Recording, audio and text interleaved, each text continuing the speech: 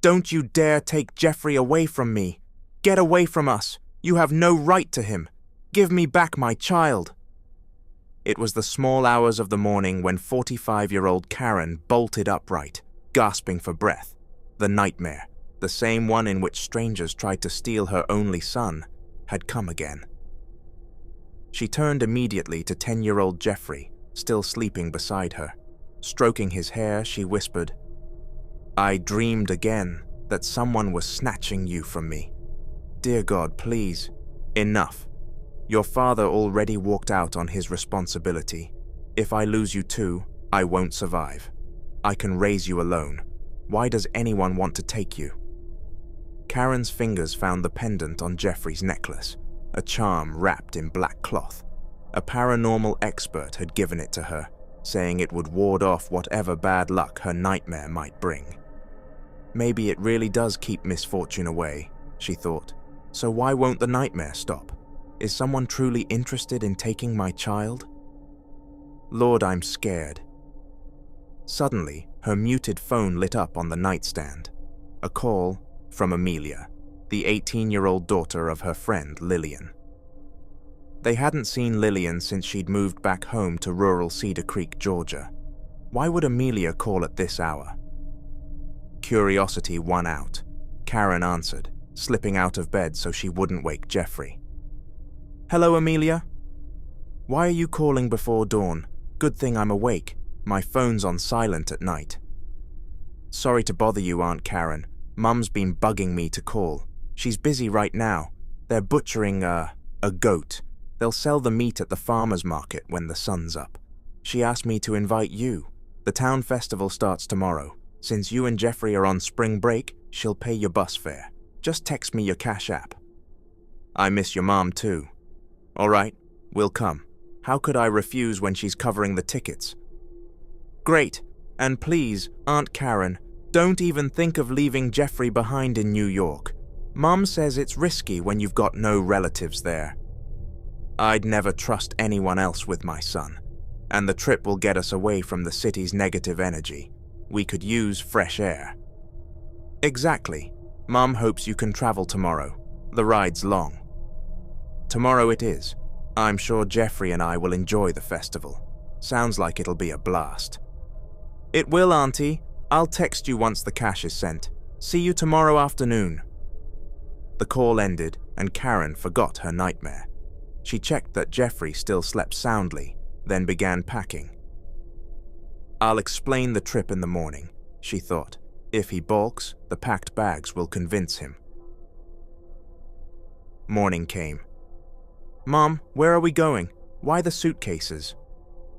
"We're heading to Georgia today, honey. Your Aunt Lillian's town is having a festival. There's a beach nearby. You can build real sand castles." "Wow, really? I'd love that." Jeffrey's excitement faded when his fingers brushed the pendant on his necklace. His face clouded. "Mom, could I stay with Aunt Monica and play with Charlie instead?" "I can't leave you in New York, Jeff. We'll only be gone a week. I just don't want to go. I can't explain it." Karen noticed he was clutching the charm. She remembered the paranormal expert's warning. No, he has to come. "Sweetheart, remember my dream. Someone wants to take you. If you stay, you might be in danger, and you've never seen the ocean outside the city." "There are beaches in New York, too," he muttered. "Yes, but the water's cleaner in the country, and people are kinder. Lillian even paid our fare because she wants to meet you." Jeff still hesitated. Irritation crept into Karen's voice. "Whether you like it or not, you're coming. Get dressed. We can't travel after dark." Jeff stomped off, slamming the door. Inside, angered and tearing up, he yanked the black-wrapped pendant from his chain, ripped it apart, and hurled it out the window. "Jeff, are you ready yet?" Karen called. "The cab to the bus terminal is waiting." "Coming, Mom." He wiped his eyes and finished dressing. They checked out of their boarding house and rode to the terminal. In the cab, Karen explained her strictness. "I scold you because I love you. I can't leave you with Aunt Monica. We don't know them well enough, and New York is different from small town folks. But Charlie's nice, Mom, and so is Aunt Monica. Kids seem nice, but real character shows when you're grown, and adults can fake kindness. In the city, lots of people are HorroR, plastic, phony. In the country, there are fewer fakes. Jeff nodded thoughtfully. They boarded a Greyhound bound for Cedar County. 3 hours in, Karen noticed Jeffrey's necklace was gone. "Jeff, where's your necklace? I told you never to take it off." He scratched his head, guilty. "I broke it at home when I was mad, and, tossed it out the window. I forgot what you said. I'm sorry, Mom." "That charm was your protection. We can't just buy another. It came from a paranormal expert." "A what? You wouldn't understand. Maybe Lillian knows someone down there." Karen sighed. "Switch seats, you sit by the window. All we can do now is pray." They clasped hands, prayed silently, and had just finished when the bus stopped to take on passengers. An elderly couple, silver-haired Ben and Morris, asked to squeeze in. "Mind if we sit here, kids? No other seats?" "Sure," Karen smiled. She pulled Jeffrey onto her lap to make room. As the couple settled, Ben kept stealing thoughtful glances at Jeffrey, her eyes narrowing. "May I ask something, dear?" Ben said. "I'm Ben, and this is my husband, Morris." "I'm Karen, and this is my son, Jeffrey." "Where in Georgia are you headed?" "To Cedar Creek for the festival. Vacation too." "We've made this trip 4 times, Ben whispered. "Morris is a charm maker, and I sense negative energy. A relative down there says a skin shifter has been prowling. We're bringing oils and silver tools." Morris nodded. "Shifters are on the rise again in these parts." Karen's eyes widened. "You feel something around my son?" "I'm not sure," Ben said, squinting at Jeffrey. "It's as though he's been marked by something venomous." "Snake venom?" Jeffrey piped up. "Not just snakes," Morris said. "Some shifters carry venom too. Your boy's carrying a trace of it." Karen's heart pounded. "How could he have been marked?"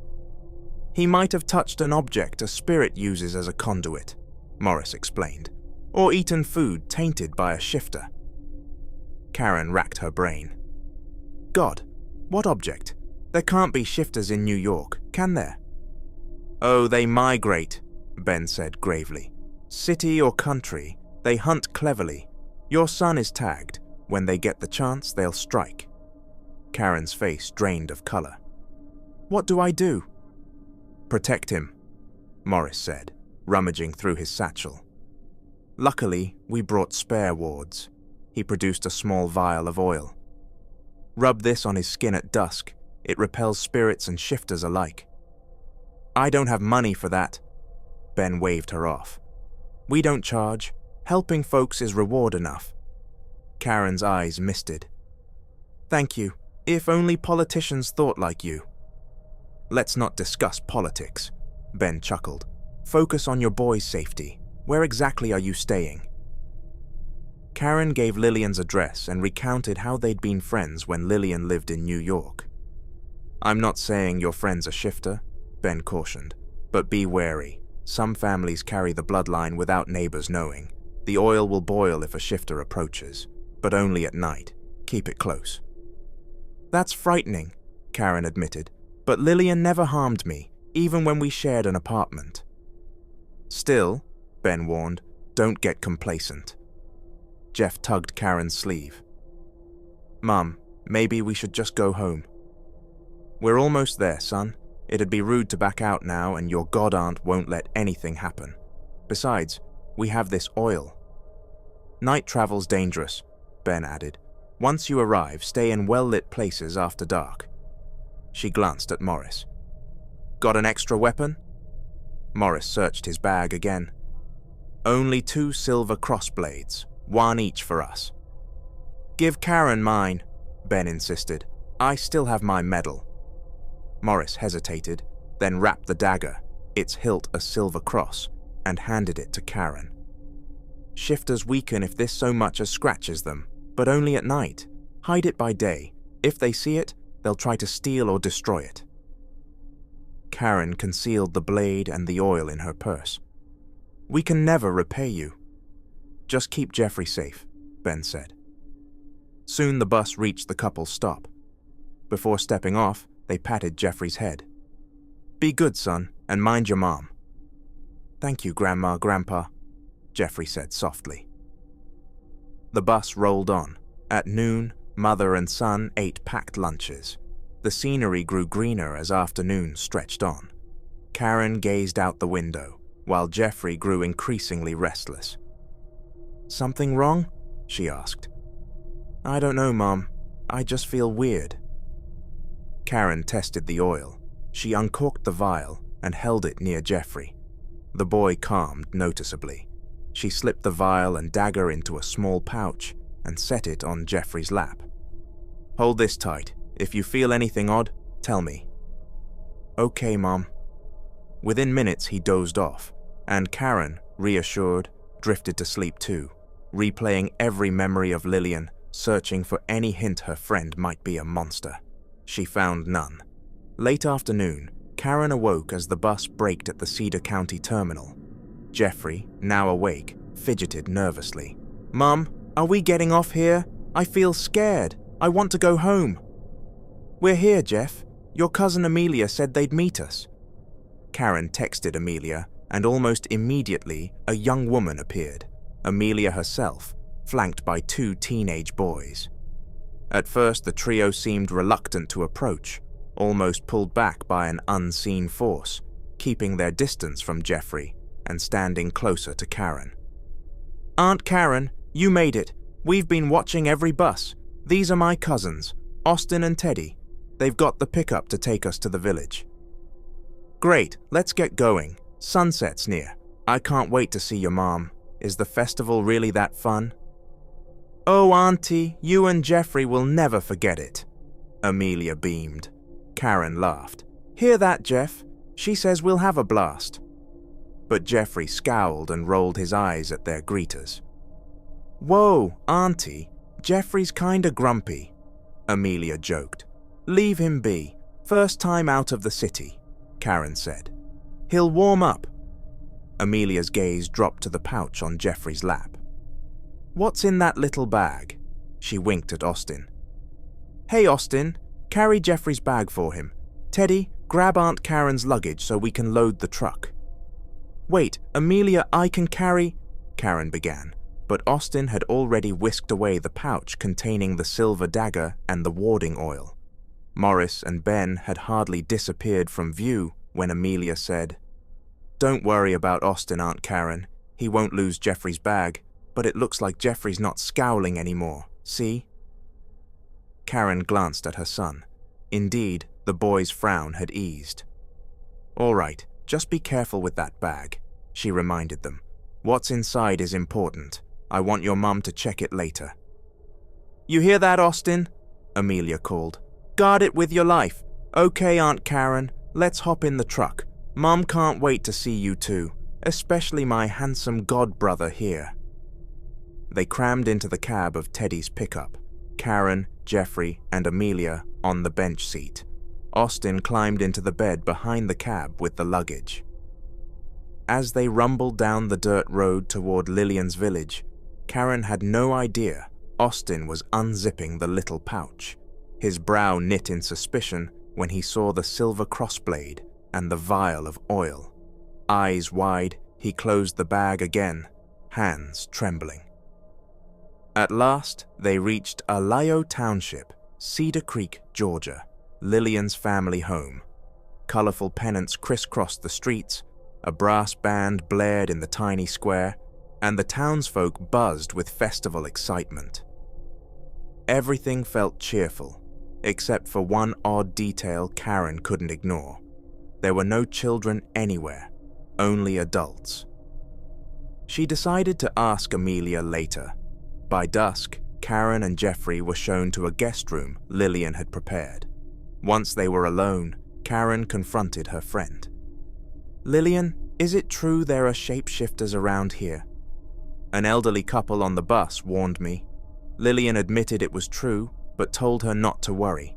Her family would protect them. She'd kept quiet so Karen, and especially Jeffrey, wouldn't panic. But why invite us if it's that dangerous? Karen asked. Lillian hesitated, then said it was complicated, but everything was for Jeffrey's sake. She revealed that Jeffrey carried the venom of 2 shapeshifters, both from local clans that sacrifice children to their ancestors for power. Karen's blood ran cold. 2? God, why would they mark my son? Lillian explained the clans offered children yearly. Karen suddenly understood why no kids roamed the village streets. Horrified, she demanded, "Why bring us here?" Lillian insisted her plan required luring the enemy onto their own turf, where she could outwit them and keep Jeffrey safe. Karen pressed her, asking how she even knew Jeffrey was venom-marked. Lillian confessed she had learned it from her ex-husband Lionel, Jeffrey's long-absent father, who had himself been turned into a shapeshifter. He had accidentally passed venom to Jeffrey and now served the clan, hunting sacrificial children. Karen reeled. "Lionel is involved? You knew this?" "I'll explain everything later," Lillian said. "Trust me for Jeffrey's sake. Rest now and do not leave the house tonight unless a family member is with you." But near midnight, Karen still couldn't sleep. The stares and whispers from Lillian's relatives, the missing pouch, the absence of children, all gnawed at her. When she asked Amelia about the bag, the girl snapped that Austin had dropped it during the ride. Now Karen had no way to detect shapeshifters. As she pieced things together, she heard faint sobbing, definitely a child's. But there are no kids here, she thought. She checked Jeffrey, fast asleep, so she followed the sound, discovering a hidden door leading to a basement. Creeping down the wooden stairs, she found a dim storeroom strewn with cobwebs and old junk. In a wooden cage lay a blindfolded child, gagged and bound, quietly weeping. "What is this?" Karen gasped. "Why is a child tied up here?" Footsteps descended. Panicked, she hid behind burlap sacks stuffed with straw. Amelia, Austin, and Teddy entered. Their eyes glowed red in the weak bulb light. Their mouths bulged, fangs peeking out. "Did Aunt Karen come down here?" Amelia whispered. "Austin, search outside. Teddy, handle Jeffrey. I'll take the offering." Amelia produced a syringe, injected the captive child, slipped the limp body into a sack, and hefted it with supernatural strength. When they left, Karen slipped upstairs, praying silently. Reaching her room, she found Jeffrey gone. His faint voice drifted from outside, growing weaker. Karen raced after it, cursing the shapeshifters. Outside, moonlight guided her through the trees. She heard growls, saw shadows flitting among the branches, but anger burned hotter than fear. At last, she spied a clearing, a bonfire, 2 crossed stakes, a long wooden table holding a machete and a coconut shell bowl. Shapeshifters gathered, led by a ghastly elder clutching an ancient clay jar. He barked an order, "Bring the child!" and Teddy carried the unconscious Jeffrey forward. Karen's heart stopped. She scanned for a weapon and found a lightning-shattered branch, one end jagged. Hiding in brush, she watched. The elder fastened Jeffrey to the crossed stakes, covering the boy's head with a sack. Chanting rose. Karen debated rushing in, but froze as she noticed Lillian, Amelia, Austin, and Teddy retying Jeffrey. A second naked child sat stock near the stakes, surely the one from the basement. "They're switching the sacrifice," she realized. The elder's chant ended. He turned, seized the machete, and slashed open the other child's torso, not Jeffrey's. Karen almost fainted, but then saw Lillian's group slip away with her still unconscious son. Enraged, she leapt up and screamed, "Monsters! You'll pay for what you did to my son!" Every shapeshifter wheeled toward her. Too late, she realized her mistake. Before they reached her, a hand clamped over her mouth, and strong arms dragged her into deeper brush. It was Morris, with Ben beside him. "You shouldn't have shouted," Ben hissed. "You can't fight them all." Karen gasped. "Morris, Ben, how?" "No time," Morris said. Ben scattered a powder, salt, lime, dried garlic dust soaked in holy water. The pursuing shapeshifters hissed and veered away. Karen struggled. "My son, I have to get Jeffrey's body." Morris and Ben exchanged a grim look. They had seen everything but chose not to tell her the sacrifice wasn't Jeffrey. Instead, Morris pressed the oil vial and silver dagger, recovered from Austin, into her hands. Both glowed and boiled. Shapeshifters were near. "Come on," Ben urged. "We'll get you to safety first." Karen's fury flared. "Lillian set us up. Help me avenge Jeffrey." "We've learned something new," Ben said as they crashed through razor-sharp sawgrass. "Your friend is a shapeshifter, but not all shapeshifters are evil. We came because Lionel, your Lionel, is our son. He found us tonight, begged us to save you. He never wanted the curse. He accidentally marked Jeffrey before he knew what he was." Karen staggered, tears streaming. "Lionel is your son, Jeffrey is your grandson, but my boy, he's dead." "He's alive," Ben insisted. "We saw the elder carve up another child, offspring of a shifter. Lillian and her children switched them to protect Jeffrey." Karen gaped. "Show me proof." Before they could explain further, Lillian, Amelia, Austin, and Teddy blocked the path, eyes blazing. Karen's dagger glowed brighter. She lunged at Lillian. "You traitor!" she yelled, stabbing. Lillian dodged with inhuman speed, grabbed Karen's wrist despite the burning silver, and flung the dagger away. Amelia stepped in. "Aunt Karen, please listen. Yes, we're shapeshifters, but we're not murderers. Let Mom explain." "Explain? You let the elder butcher my son."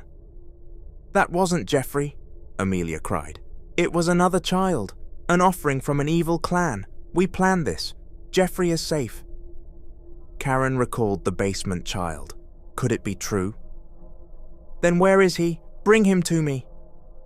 "Keep your voice down," Amelia warned as distant howls rose. "The elder knows the switch. Aunt Karen, you must escape with these elders. Mom and I will mislead our clan. We'll text you everything, and Jeffrey's location." Ben grabbed Karen's arm.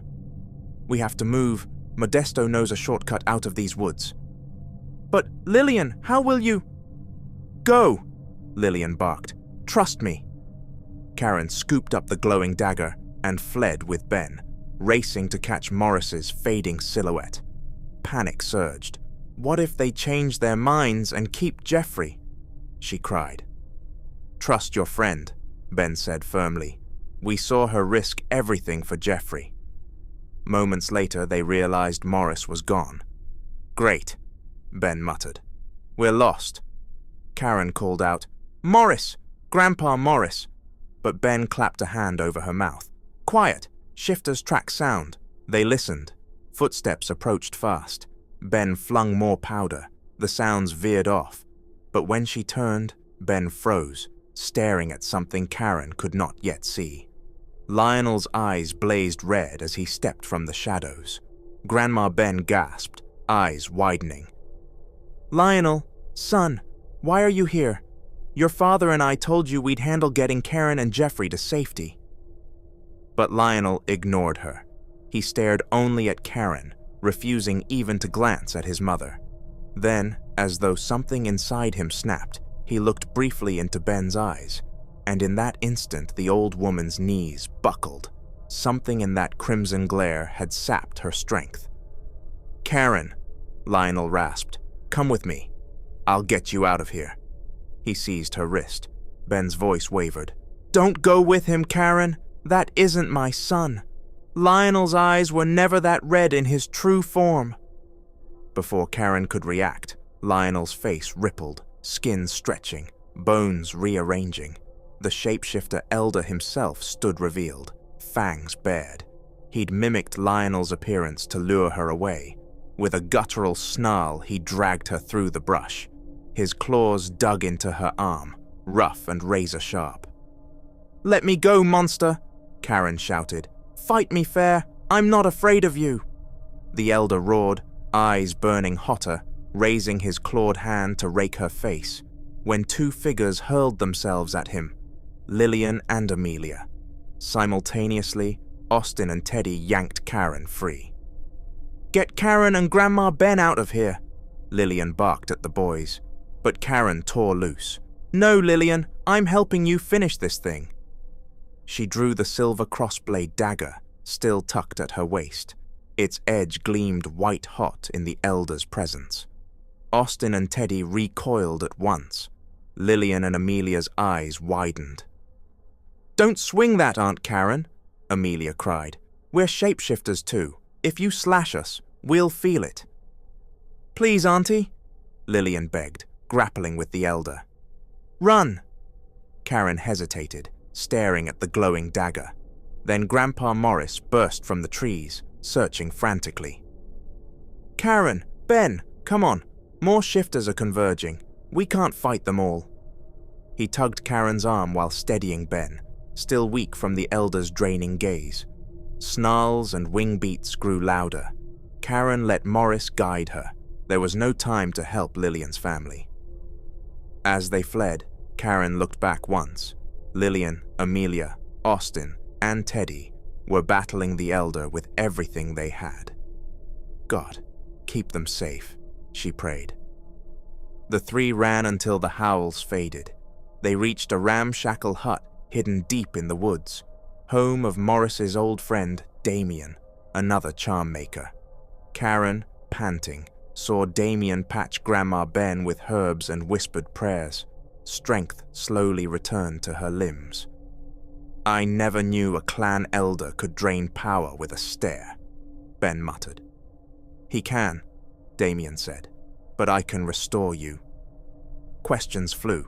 How to defeat the elder, how to rescue Jeffrey before dawn, when the sacrifice must be completed. Damien gave Karen a vial of cleansing oil that would neutralize the elder's venom in Jeffrey's blood, and more vials to prevent future infections. He warned them never to meet the elder's eyes again. Karen's voice shook. "We can't wait till morning. Where do we even start looking for Jeffrey?" Ben and Morris traded helpless glances. Karen snapped her fingers. "The basement in Lillian's house. That's where they hid a child before. They might have stashed Jeffrey there." "Then we go," Morris said, pocketing extra charms. They thanked Damien, who pressed a final dagger, Ben's old crossblade, into his hands. Skirting moonlit back roads, they sprinkled Damien's reeking oil whenever their pendants quivered. Each time, distant shifters hissed and veered away. By the time they reached Lillian's house, an uproar rattled its walls. Growls, crashing furniture, furious screeches. "Sounds like a fight in there," Morris whispered. "Jeffrey could be inside," Karen said, gripping her dagger, but Morris held her back. "Wait, I see fresh-turned shifters, newly bitten. They're slower, eyes only faintly red, claws not yet fully formed." "New or not, they're between me and my son," Karen growled. Ben cautioned her. "Newborn saliva is more contagious than veterans. One scratch and you'll turn." Inside, the newborn shifters milled nervously. Karen brandished her dagger. "Come on then," Ben nudged her. "Less bravado, more brains. We need one alive to tell us where Jeffrey is." Yet before they could act, the newborns scattered in panic, vanishing into the night. "What spooked them?" Karen asked. Morris's eyes narrowed. "I don't like this. Basement, now." They hurried below. There, slumped in a corner, lay Amelia, bleeding and gasping. Karen knelt. "Amelia, what happened? Where's Jeffrey?" Tita. Amelia tried to speak, then fainted. Ben pushed Karen aside, applying healing oils. While they worked, Karen fretted. If Jeffrey's gone, Morris shook his head. We didn't see any child with those newborns. Someone else has him. Minutes crawled by until Amelia stirred. Jeffrey, safe. A newborn took him. Not far. Before she could finish, heavy footsteps thudded overhead. Everyone froze. Weapons raised, they braced for shifters, but it was Lillian, Austin, and Teddy, battered and bleeding. Karen rushed forward, but Lillian shoved her back. No time. The Elder's furious. He ordered every shifter to find us before sunrise. You must flee to Atlanta tonight. Ben and Morris, too. We'll draw them away. My son, where is he? Karen cried. He's safe. I sent him ahead with a newborn under my control. When the sun rises, I'll text you the location. Trust me. Lillian, if you're lying... But Lillian was already barking orders. Austin and Teddy hoisted Amelia. The family vanished into the dark. Ben grabbed Karen's shoulders. We're leaving, child. Morris knows someone with a van near the county line. Where will we hide? Our place in Lexington, South Carolina. We'll catch a dawn bus to New York from there. They sped through backwoods roads, charms flashing, oil burning. By noon the next day, they reached Karen's New York boarding house. To their shock, Jeffrey sat on the stoop.